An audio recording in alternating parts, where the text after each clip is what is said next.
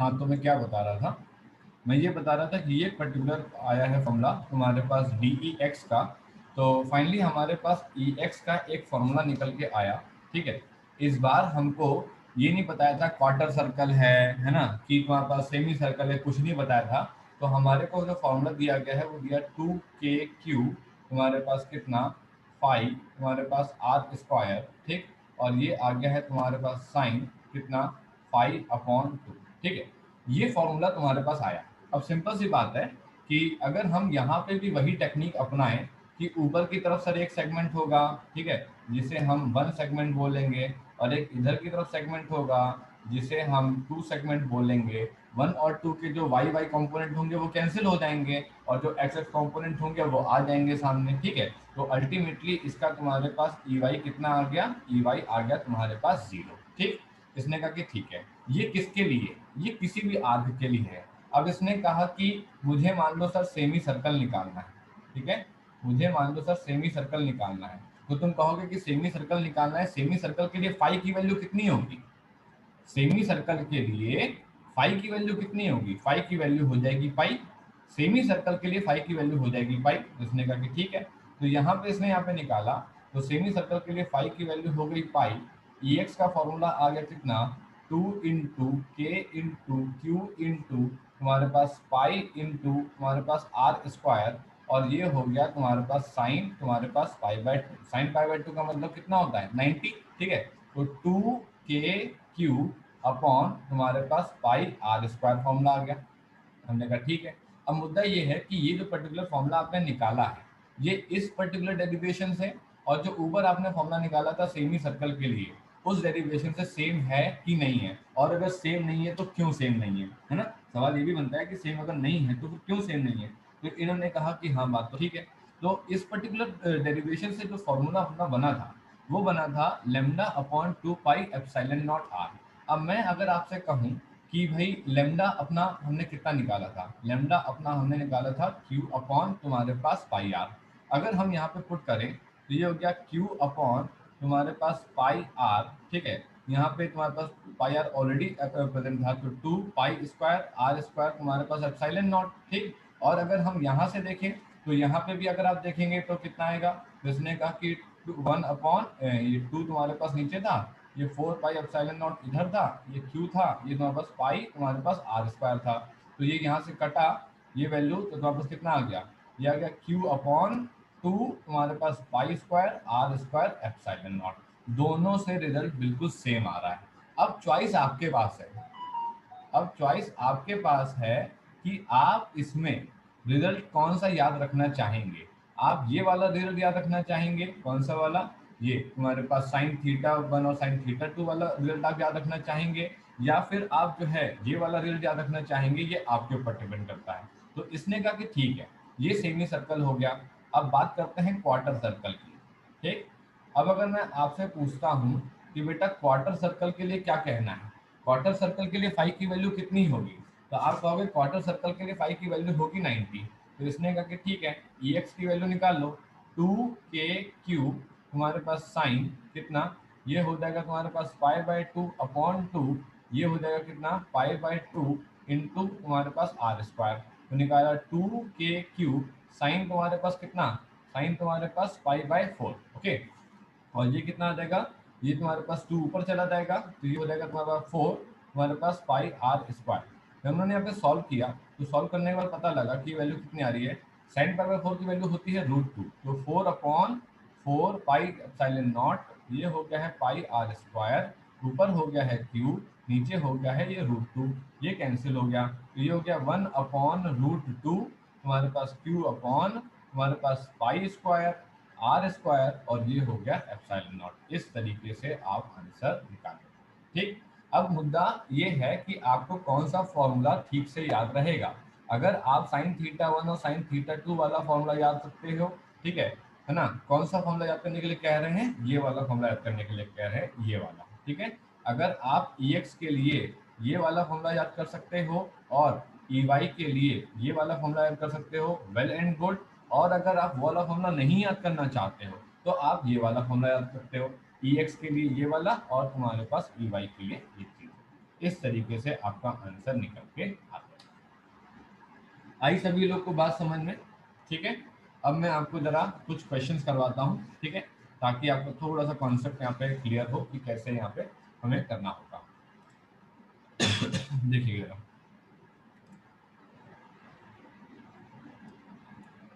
सबसे पहला क्वेश्चन उठाते हैं जरा, एक जनरल क्वेश्चन उठाते हैं पहले।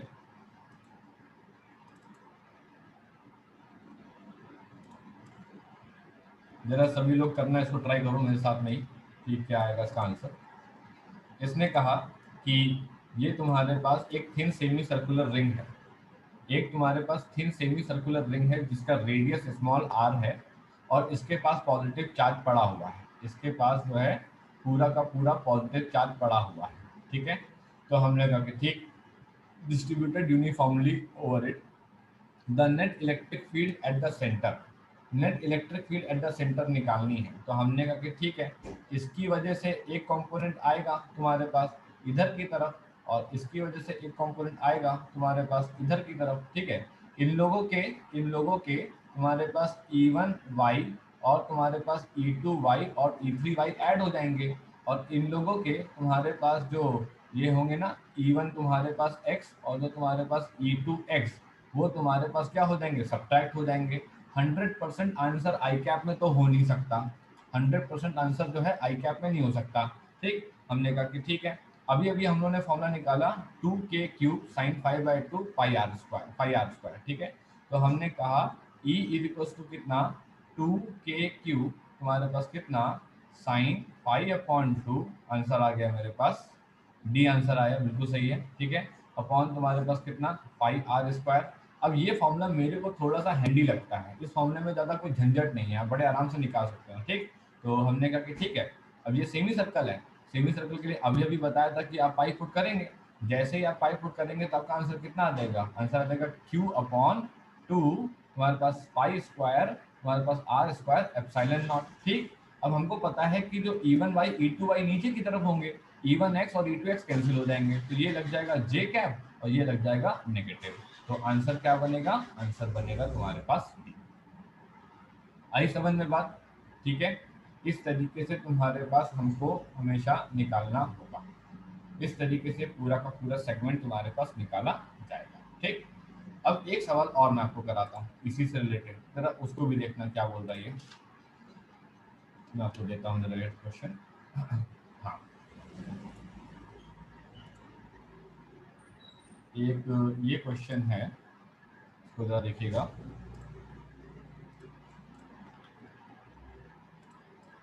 हाँ, किसी का कोई डाउट भी आया है, देखता हूँ मैं जरा।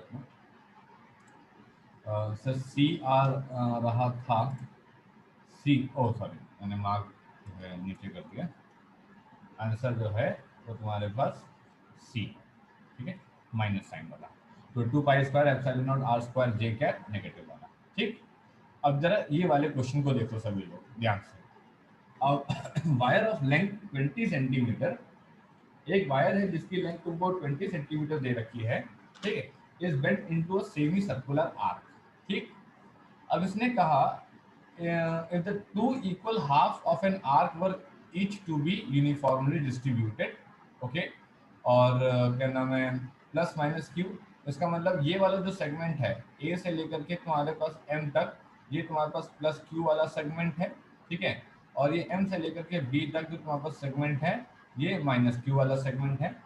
हमको Q की वैल्यू दे रखी है, हमको Q की वैल्यू दे रखी है 10⁻³ तुम्हारे पास एप्सिलॉन नॉट, बात समझना ध्यान से, ठीक है। हमने कहा ठीक, कोई दिक्कत नहीं।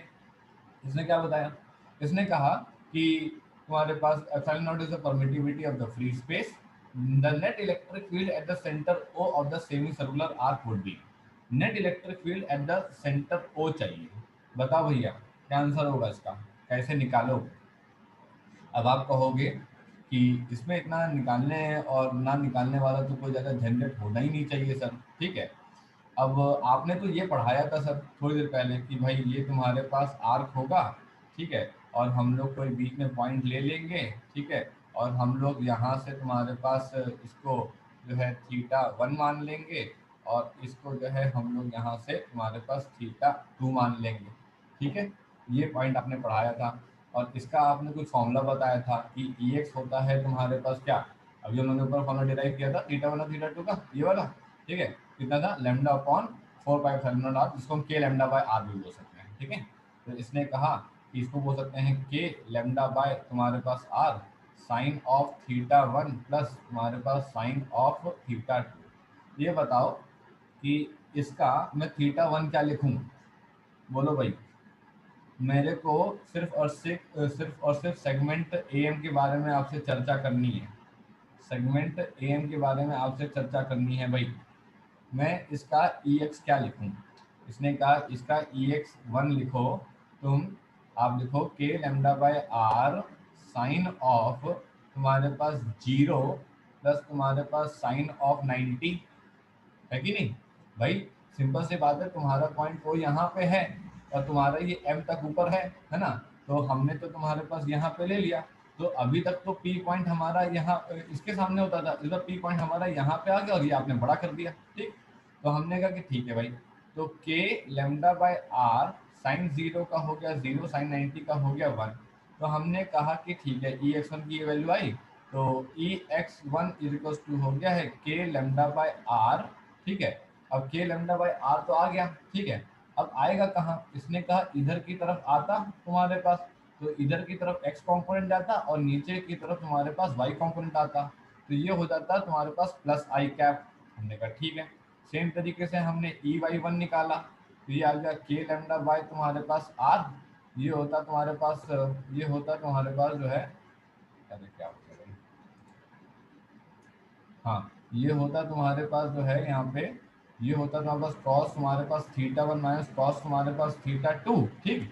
थीटा वन अपन जीरो रखने वाले हैं, ठीक, और थीटा टू अपन रखने वाले हैं कितना, 190। तो इसने कहा के लेमडा बाय आर, ठीक है, कॉस तुम्हारे पास जो है जीरो माइनस कॉस तुम्हारे पास जो है जीरो माइनस कॉस तुम्हारे पास कितना 90। अब कॉस जीरो की वैल्यू वन, कॉस 90 की वैल्यू जीरो, ठीक। अब कोई मुझसे कहेगा ई वाई वन क्या लिखोगे, बेटा ई वाई वन में लिखूंगा के लेमडा बाय आर, ठीक है, वो भी लिखूंगा जे कैप, वो भी लिखूंगा माइनस में, है ना, ठीक है। अब सेम तरीके से अगर मैं एम बी सेगमेंट के लिए लिखता, अब सेम तरीके से अगर मैं एम बी सेगमेंट लिखता, एम बी सेगमेंट सुनना ध्यान से, अगर मैं लिखता ई एक्स टू तो मैं क्या लिखता बताओ भाई। अब मैं लिखता तुम्हारे पास के लेमडा बाय आर, ठीक है, ऐसे ट्रीट कर लेता, जैसे इधर ट्रीट किया वैसे इधर ट्रीट कर लेता, ठीक है। थीटा वन को जीरो पुट करता, ठीक, और उसको 90 पुट करता, तो क्या लिखना अल्टीमेटली, अल्टीमेटली लिखता के लेमडा बाय आर, ठीक है। लेकिन लेकिन इस बार इनका जो ई आता वो तो इधर की तरफ आता, है ना, जिसका तुम्हारे पास ई एक्स इधर की तरफ आता और ई वाई तुम्हारे पास ऊपर की तरफ चला जाता। तो इसने कहा ठीक है सर, ये तो आई कैप होगा, ठीक। और सेम तरीके से ई वाई टू में लिखता, वो भी के लेमडा बाय आर ही आता, वो जे कैप आता लेकिन पॉजिटिव आ जाता, ठीक है ना, वो पॉजिटिव आ जाता।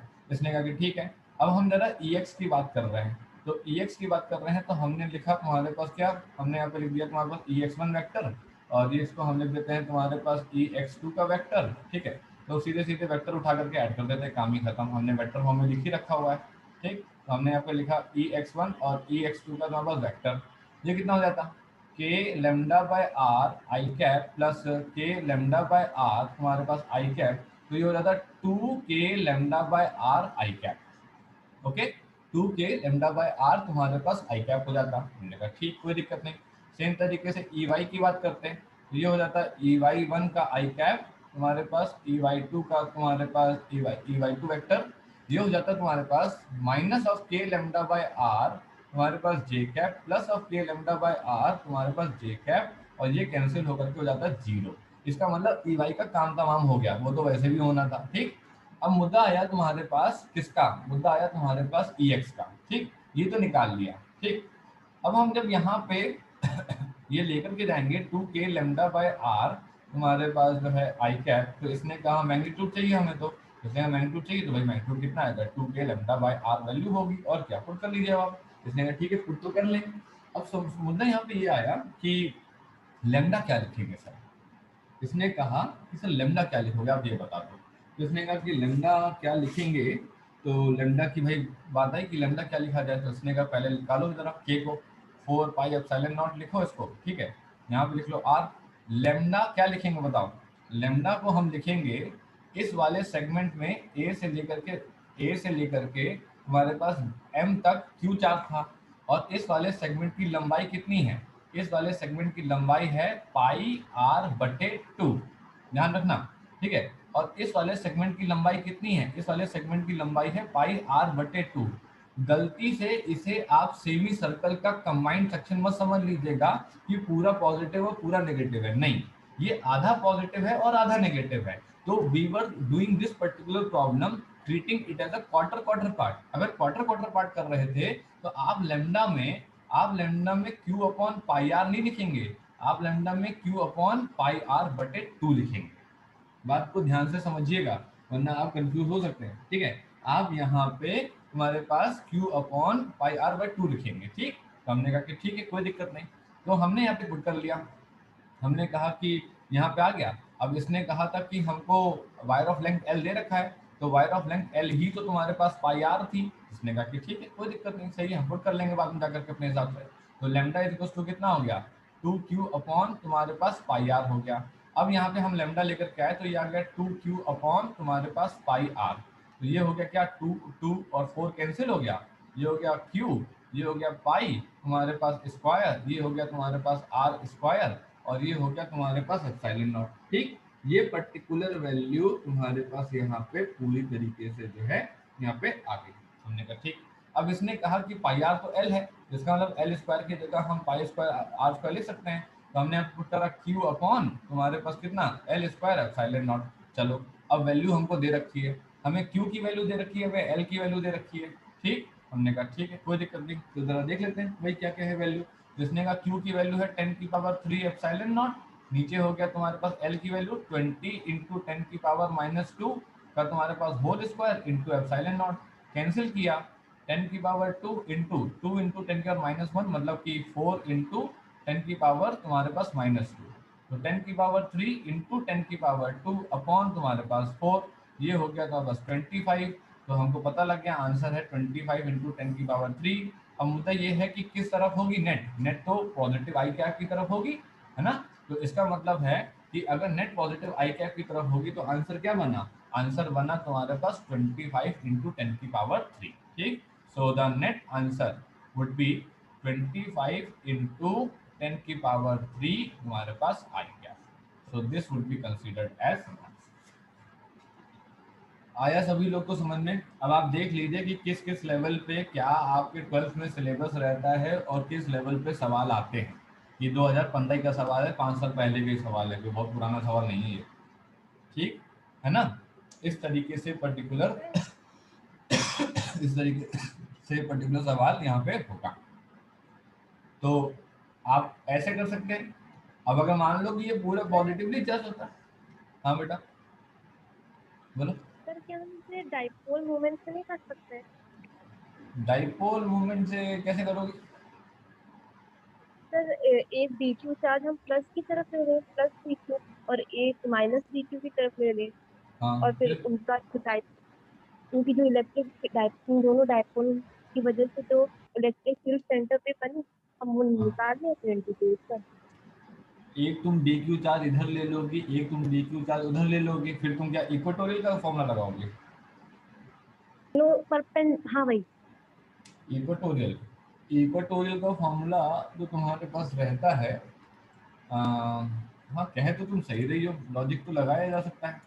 अगर तुम ये कह रही हो कि सर ये एक कटोरी है और इस कटोरी में तुम्हारे पास यहाँ पे ये तुम्हारे पास एक सेगमेंट ले लें जो कि तुम्हारे पास प्लस डी